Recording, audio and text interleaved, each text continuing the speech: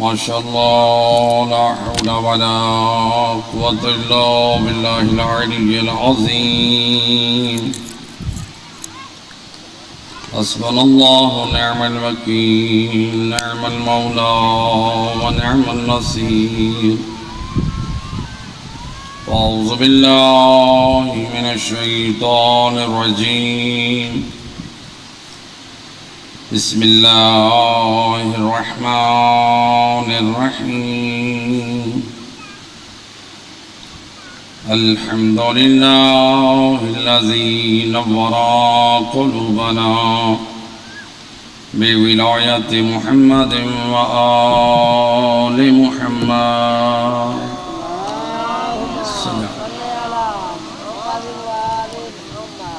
الصلاة والسلام على أشرف الأنبياء والمرسلين وخاتم النبيين بالقاسم محمد صل على محمد وأهل بيته الطيبين الطاهرين المعصومين المظلومين المنتجبين الذين أذهب الله عنهم الرجس وطهرهم تطهيرا. صل على محمد. ولعنة الدائمة على أعدائهم أجمعين من يوم ظلمهم إلى يوم الدين. أما بعد، فقد قال الله تبارك وتعالى في كتابه المجيد وفرقانه الحميد وقوله الحق. بسم الله الرحمن الرحيم. يا أيها الذين آمنوا قوا أنفسكم وأهليكم نارا وقودها الناس والحجارة. صلوات محمد. صلی اللہ محمد وآل محمد. نعرہ تکبیر، اللہ اکبر، نعرہ رسالت یا رسول اللہ، نعرہ حیدری یا علی، آواز بلند تر صلوات. اللہم صلی علی محمد وآل محمد. ارباب اعزاء، آپ کے سامنے قرآن کریم کی جس آیت مجیدہ کو موضوع قرار دیا، ارشاد رب العزت ہو رہا ہے: اے ایمان والو، خود کو اور اپنی اولاد، اپنے خاندان والوں کو جہنم کی آگ سے بچاؤ، اور اس جہنم کا ایندھن انسان اور پتھر ہوں. انسان کیوں ہوں گے؟ اس لیے کہ اپنی بدعمالیوں کی وجہ سے. اور پتھر کیوں ہوں گے؟ کہ جن پتھروں کی انسان پوجا کرتا رہا. اور اسی کے ساتھ مفسرین نے بیان کیا کہ پتھر کہہ کے اشارہ کر دیا ہر وہ چیز انسان کے ساتھ جلے گی جس نے اللہ کی یاد سے غافل کر کے دین حق سے اور اللہ کے راستے سے ہٹا دیا. آواز بلند صلوات. اللہم صلی علی محمد. اللہ نے اس آیت مجیدہ میں واضح اعلان کیا ہے، اگر کوئی یہ سمجھتا ہے اس کی نجات کے لیے فقط ایمان لانا کافی ہے، تو انسان کی نجات کے لیے ایمان کافی نہیں ہے، بلکہ ایمان کے 3 حصے کیے گئے ہیں. ایک ایمان باللسان ہے، اور ایک بالقلب ہے، اور ایک بالارکان ہے. 3 حصے ہیں. جیسے انسان ایمان کے درجے پہ فائز ہوتا جائے گا اور انسان کے اندر ایمان کا درجہ مکمل ہوتا جائے گا، تو لہٰذا صرف زبان سے ہم ایمان تو لے آئیں یا ہم دل میں بھی ایمان رکھیں، لیکن اپنے وجود میں وہ ایمان کے شرائط ان قوانین کو اپنی زندگی میں نہ لائیں تو اس کا مطلب ہے جو ایمان ہمارے اندر ہے وہ ناقص ایمان ہے۔ صلوات پڑھ دے محمد والا۔ بارے دیگر باواز بلند صلوات صلی اللہ علیہ۔ تو لہٰذا اسی لیے امام جعفر صادق علیہ السلام کی اللہم صلی علی محمد والا، امام فرماتے اپنی نسلوں کو باادب بناؤ، ان کی تربیت کرو، ایسا نہ ہو کہ مرجعہ تمہاری نسلوں اور اولادوں کو گمراہ کرو۔ پوچھا گیا فرزند رسول یہ مرجعہ یہ کون ہے؟ امام صادق علیہ السلام نے جواب دیا اللہم صلی علی محمد، اس سے مراد وہ گروہ ہے جو اپنی نجات کے لیے صرف ایمان کو کافی سمجھتی ہے اور عمل صالح کو ضروری نہیں سمجھتی۔ گویا امام بتا رہے یہ وہ گروہ ہے جو کہتا ہے بس ایمان لے آئے تو کافی ہے، عمل کی ضرورت نہیں ہے۔ جب عمل کی ضرورت نہیں ہے تو گویا اللہ کا جو نظام ہدایت ہے یہ چاہتے ہیں کہ اللہ کا یہ نظام ہدایت ناقص رہے، چونکہ پروردگار چاہتا ہے یہ نظام ہدایت رہے۔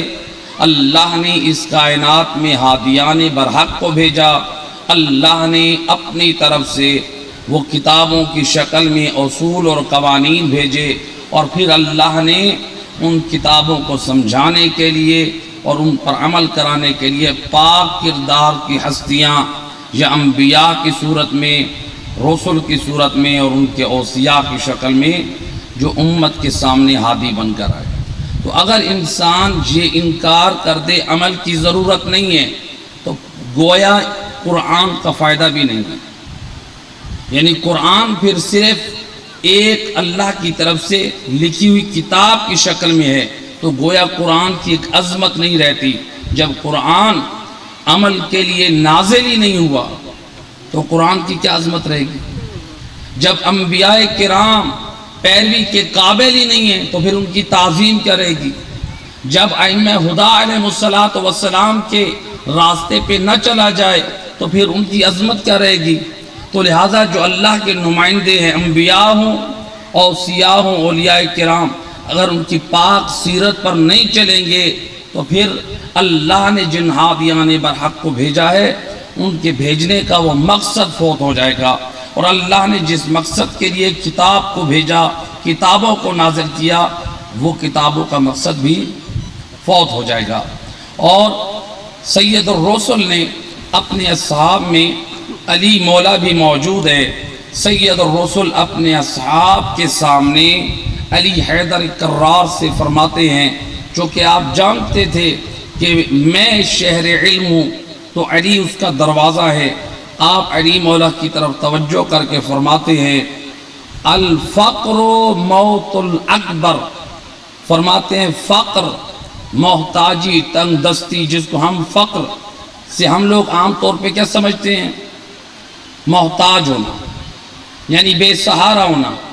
الفقر موت الاکبر، جس کے پاس فقر ہے، محتاجی ہے، اس کے لیے بہت بڑی موت ہے۔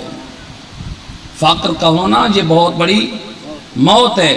اب باب مدینۃ العلم علی حیدر کرار ان اصحاب کو سمجھانے کے لیے سید الرسل سے پوچھتے ہیں یا نبی اللہ الفقر من الدینار والدرہم، آپ جو فقر بیان کرنا چاہ رہے ہیں کہ جس کے پاس فقر ہے اس کی بہت بڑی موت ہے، یعنی فقر ایک بہت بڑی موت کا نام ہے، کیا یہ درہم و دینار، یہ روپے پیسہ، یہ جائیدادیں، کہ یہ معنی مراد ہے؟ زبانی وہی سے بول کر فرماتے ہیں الفقر من الدین، میری نگاہ میں سب سے زیادہ محتاج اور بے سہارا اور غریب وہ ہے کہ جس کے پاس دنیا کی آسائش و آرام تو ہیں، جس کے پاس جائیدادیں تو ہیں، جس کے پاس اولادیں تو ہیں، جس کے پاس دنیا میں عزت و رتبہ تو ہے، اگر اس کا دامن خالی ہے تو اللہ کے دین سے خالی ہے۔ یہ وہ فقیر ہے، یہ وہ محتاج ہے جو اللہ کی نگاہ میں بھی یہ پست حال ہے اور نبی کی نگاہ میں بھی پست حال ہے، کیونکہ یہ اپنی نجات اور کامیابی فقط مال میں سمجھ رہا ہے، یہ اپنی نجات اور کامیابی اپنی اولاد، اپنی جائیدادوں میں سمجھ رہا ہے، لیکن مومن کی کامیابی تب ہے کہ جب اس کی زندگی قرآن کے مطابق ہو یا محمد و آل محمد کے پاک کلام کی روشنی میں ہو۔ نعرہ تکبیر، اللہ، نعرہ رسالت، نعرہ حیدری، یا علی، آواز بلند تر صلوات۔ اللہم صلی علی محمد و آل محمد۔ تو لہذا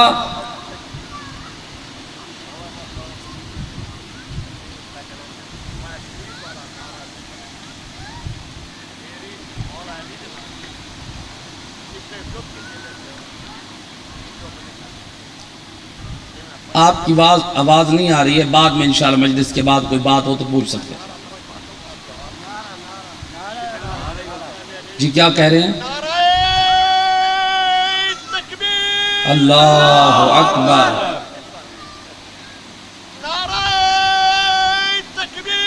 اللہ اکبر، یا رسول اللہ، یا رسول اللہ،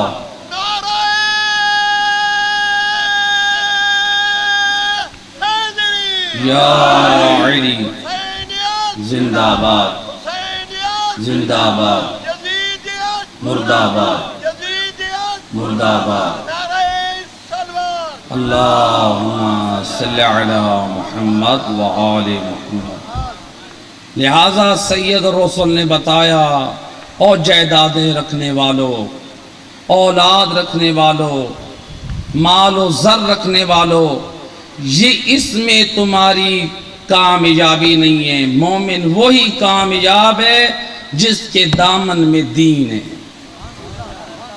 کتنا خوش نصیب ہے، آل محمد کا دین ہمیں عزت دینا چاہتا ہے۔ شکر پڑے اللہ کا، اللہ نے ان پاک ہستیوں کے کردار کی طرف آپ کو دعوت دی ہے کہ جن کی زندگی میں ایک لمحے کے لیے بھی اللہ کی کوئی معصیت کا خیال نہیں ہے۔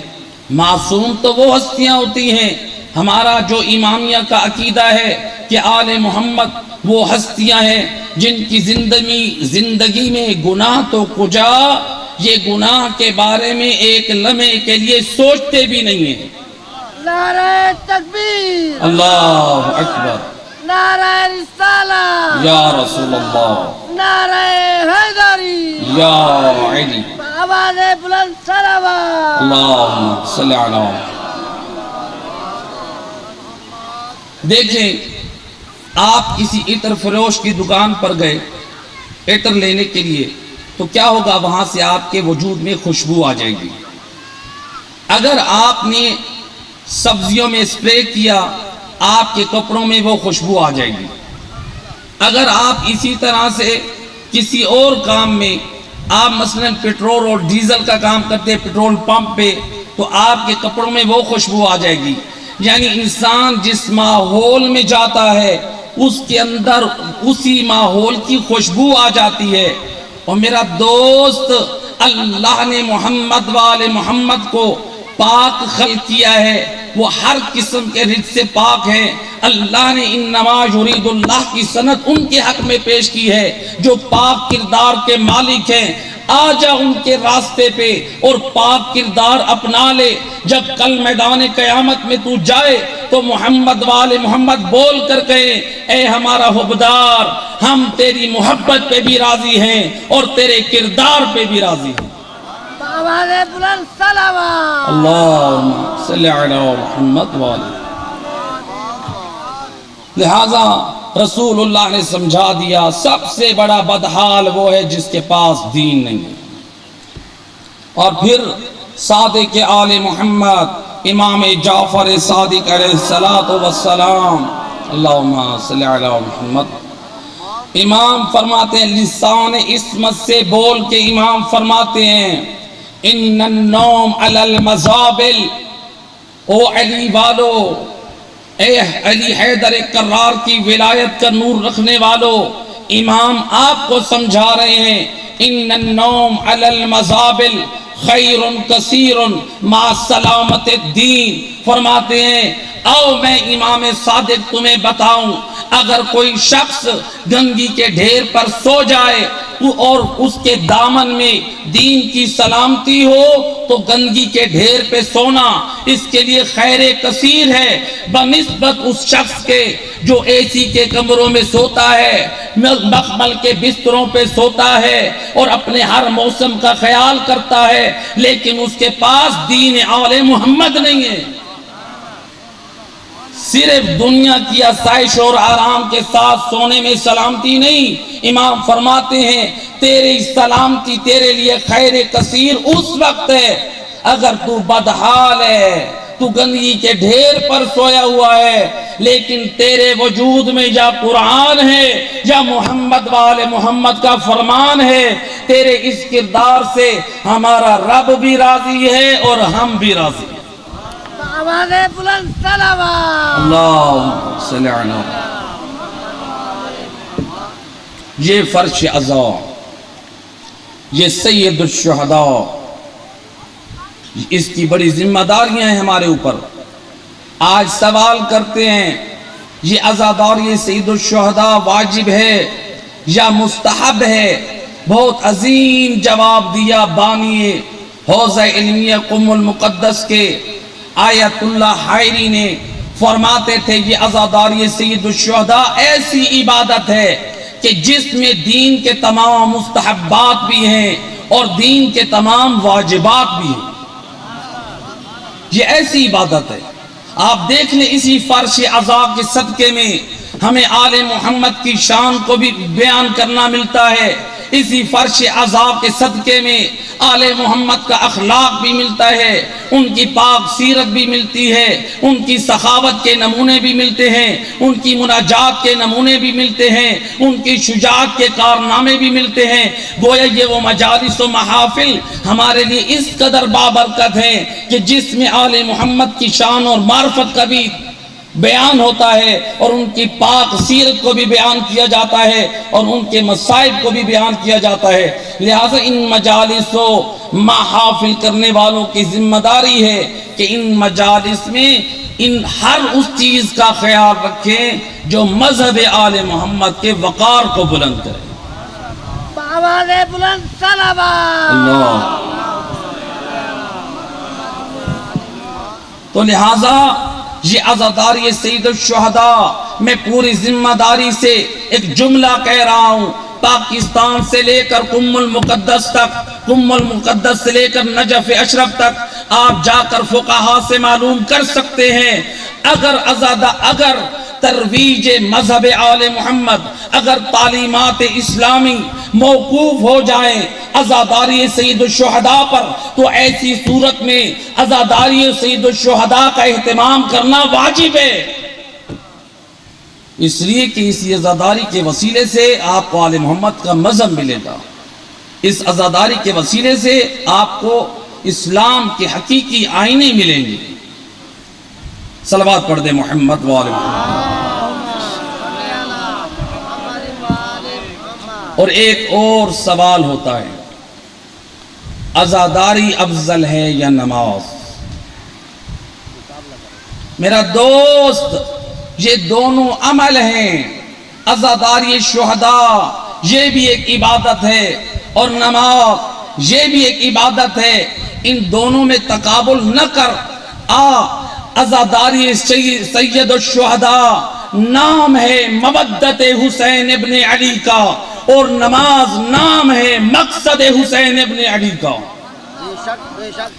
نہ ہمارا ایمان مودت کے بغیر پورا ہو سکتا ہے، نہ ہمارا ایمان مقصد کے بغیر پورا ہو سکتا ہے، تو لہذا مودت بھی ضروری ہے اور مقصد بھی ضروری ہے۔ حسینیت زندہ باد، حسینیت زندہ باد، جدیدیت جدیدیت مرد آباد۔ بآواز بلند صلوات اللہم صلی علی محمد وآلہ۔ ان میں تقابل نہ کر، ذرا دیکھنا ہے تو پھر کربلا میں پیغام حسینیت کو سمجھ۔ صبح سے ظہر تک کم سے کم 50 لاشیں گر چکے ہیں اصحاب حسینی کے۔ ان اصحاب حسین ابن علی کے ہم سب عزادار ہیں۔ آپ کا ایمان ہے، میرا ایمان ہے، ہم سب ان کی مصیبت پہ گریہ کرتے ہیں، ہم سب ان کے عزادار ہیں۔ اور کیا زہرہ کا لال عزادار ہے؟ سب سے بڑا عزادار زہرہ کا لال حسین ہے، جو رو بھی رہا تھا اور ان کے لاشوں پہ لاشیں بھی اٹھا رہا تھا۔ لیکن میرا دوست ذرا کربلا کے میدان میں پیغام حسینیت کو سمجھ کہ حسین ابن علی ان اصحاب کے عزادار ہیں۔ جب وقت نماز ہوا، زہرا کے لال نے ان لاشوں کو چھوڑ کر کربلا کے ریت مصلی پہ نماز جماعت پڑھی اور دنیا والوں کو بتا دیا، خبردار کبھی حسینیت کے نام پہ نماز کا حسینیت سے مقابلہ نہ کرنا۔ آؤ مجھے دیکھو، میں کربلا میں اپنے اصحاب کا عزادار ہوں، لیکن جب وقت نماز ہوا میں حسین نماز کو بجا لانے والا ہوں۔ بآواز بلند صلوات اللہ صلی علی محمد۔ کربلا میں امام حسین نے دونوں پیغام دیے، آپ کو دونوں کو ساتھ لے کر چلنا ہے، مودت کو بھی لے کر چلنا ہے اور مقصد کو بھی لے کر چلنا ہے۔ اور یہاں پر ایک روایت پیش کی جاتی ہے، بعض لوگ یہ روایت پیش کرتے ہیں کہ محبت امام حسین کی وجہ سے نماز رک جاتی ہے۔ روایت کیا پیش کی جاتی ہے کہ مدینہ مسجد النبوی ہے، سید الرسل حالت سجدہ میں ہے اور نبی کی پشت پر زہرہ کا لال حسین سوار ہے، اور ادھر سے جبرائیل امین آ کر کہتے ہیں یا رسول اللہ، اللہ کا حکم ہے اس وقت تک آپ نے نیچے نہیں اترنا جب تک حسین نیچے نہ اترے۔ روایت کہتی ہے 70 مرتبہ رسول اللہ نے زبان سے پڑھا سبحان ربی العالی و بحمدہ۔ ایک روایت کے مطابق ہے کہ 72 مرتبہ پڑھا۔ اب ذرا کوئی بتائے جو کہتے ہیں کہ محبت حسین کی وجہ سے رسول اللہ نے نماز کو روک دیا۔ نہ میرے دوست، اگر رسول اللہ نماز کو روکتے تو اس کا مطلب ہے رسول اللہ تسبیح نہ بڑھاتے۔ رسول اللہ تسبیح بڑھاتے رہے ہیں، گویا سمجھا رہے ہیں میں نے تسبیح کو روکا نہیں ہے بلکہ تسبیح کو لمبا کیا ہے۔ تسبیح کو لمبا کرنے کا مقصد یہ ہے کہ سجدہ لمبا کیا ہے اور نماز جاری ہے اور